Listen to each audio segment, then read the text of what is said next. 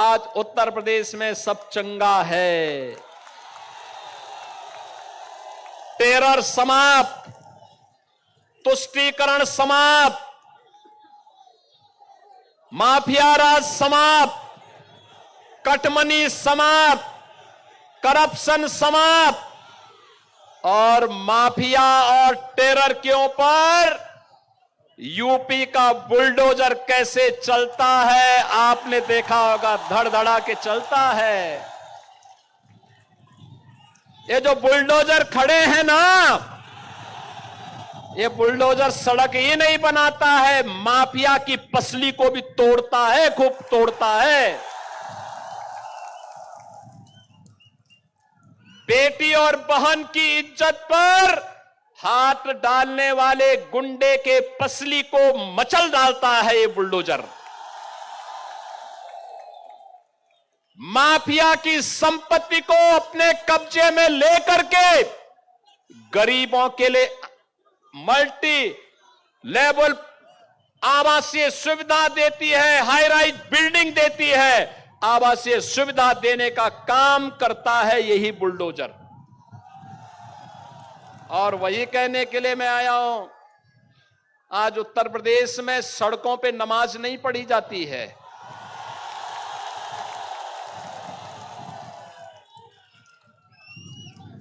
मस्जिदों से शोरगुल नहीं होता है। गौ हत्या पे पूर्ण प्रतिबंध है। लव जिहाद के खिलाफ सख्त कानून है। न लव जिहाद है, न लैंड जिहाद है। केवल और केवल राम राज्य की स्थापना भूमि अब उत्तर प्रदेश है। याद करिए, कांग्रेस, टीएमसी, सपा, आरजेडी, इन्होंने राम मंदिर का विरोध किया, लेकिन आप सभी राम भक्तों के कारण अब अयोध्या में भगवान राम का दुनिया का सबसे बड़ा मंदिर बनकर के खड़ा हो गया है। बड़ा मंदिर बनकर के खड़ा हो गया है। भगवान राम का यह मंदिर बंकिम चंद्र चट्टोपाध्याय के वंदे मातरम के उद्घोष को करता हुआ दिखाई देता है। इसकी गूंज दुनिया के अंदर सुनाई दे रही है कि जिस दिन 145 करोड़ का भारत मोदी जी की आवाज में आवाज मिलाकर के चलेगा, भारत विरोधी ताकतों के हौसले पस्त हो जाएंगे, वे सभी ध्वस्त हो जाएंगी और ये भगवा हर घर में लहराता हुआ दिखाई देगा। और यही कहने के लिए आज मैं आपके पास आया हूं। ये टीएमसी ने बंगाल की पहचान को संकट में ला खड़ा किया है। याद करिए, मोदी जी जो पैसा भेजते हैं गरीब के मकान के लिए, गरीब के राशन के लिए, गरीब के स्वास्थ्य के लिए, अन्नदाता किसानों के लिए, गांव के विकास के लिए, वह सब पैसा टीएमसी के गुंडे हजम कर जाते हैं। वह पैसा ही नहीं पहुंचने देते। याद करिए, उत्तर प्रदेश जैसे राज्य में हम लोगों ने 9 वर्ष में 40,000 बड़े उद्योग और 96 लाख छोटे उद्योग लगाए हैं। नोट करिए, 96 लाख एमएसएमई यूनिट और 40,000 बड़े उद्योग लगाए हैं। 3 करोड़ नौजवानों को एमएसएमई में, 65 लाख नौजवानों को बड़े उद्योगों में नौकरी मिली है। 9 लाख से अधिक नौजवानों को सरकारी नौकरी दी है। मैं कहता हूं, बंगाल की सरकार, टीएमसी की सरकार बताए उसने 15 वर्षों में कितने बंगाल के नौजवानों को नौकरी दी है, वो नहीं बता सकते। यहां उद्योग प्लान कर रहे हैं। एक आंकड़ा यहां का बताता है कि बड़े पैमाने पे बंगाल से उद्योग बंद हुआ है। 12,000 से अधिक तो एमएसएमई यूनिट यहां की बंद हुई है, हर बड़ा उद्योग यहां बंद हो रहा है।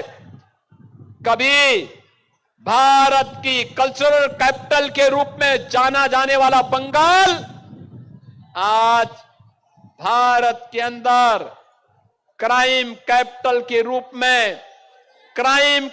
के रूप में टीएमसी की अराजकता के नाम पर एक बदनुमा धब्बा बनकर के अपनी पहचान के लिए मोहताज हो रहा है। कभी भारत को पहचान देने वाला हमारा बंगाल आज स्वयं पहचान के लिए मोहताज दिखाई दे रहा है। और इसलिए बहनों और भाइयों, ये सरकार यहां की सुरक्षा के साथ खिलवाड़ कर रही है। ये यहां की डेमोग्राफी को बदल देना चाहती है। 570 किलोमीटर की फेंसिंग की कार्रवाई बांग्लादेश बॉर्डर पर करने के लिए केंद्र सरकार पैसा दिए, लेकिन टीएमसी की सरकार क्लियरेंस नहीं दे रही है, क्योंकि बांग्लादेशी घुसपैठियों को घुसा करके आपके हक पर डकैती डलवाने और बंगाल की डेमोग्राफी को बदलने का काम यहां की टीएमसी की सरकार करना चाहती है। बहनों भाइयों, ये टीएमसी नारा तो देती है मां, माटी और मानुष का, लेकिन आचरण देखो, मां आज बंगाल में रो रही है। माटी घुसपैठियों के कब्जे में जा रही है, मानुष भयभीत है। आओ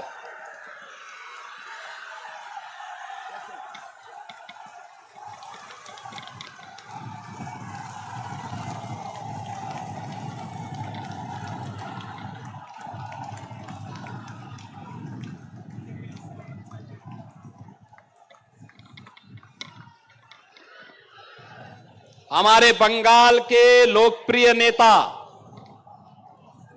अभी आपके सामने आए हैं। बहुत जोरदार करतल ध्वनि से उनका स्वागत करिए। वंदे वंदे वंदे।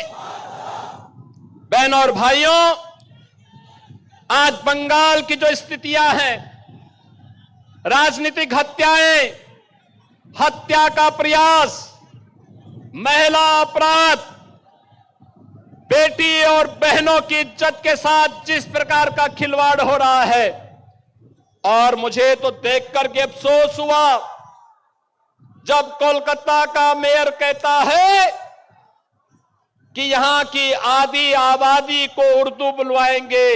मैं उनको बोलना चाहता हूं कि यहां की जनता उर्दू नहीं, बंगला बोलेगी, बंगला बोलेगी, और कोई भी माई का लाल बंगाल की संस्कृति के साथ खिलवाड़ नहीं कर सकता है।